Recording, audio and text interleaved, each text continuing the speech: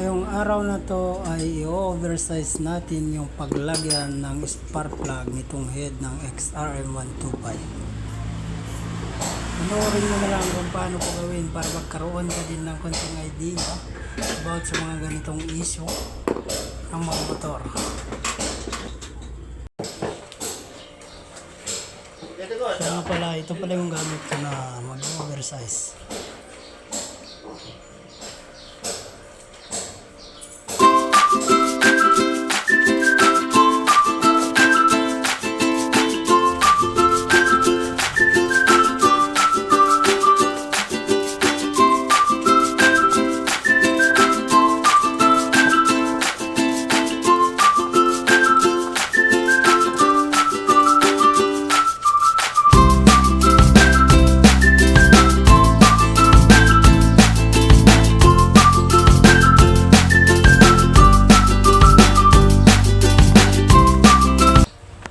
Ayun, tapos na po. Ang ilalagay natin na spark plug ay spark plug ng TMX125.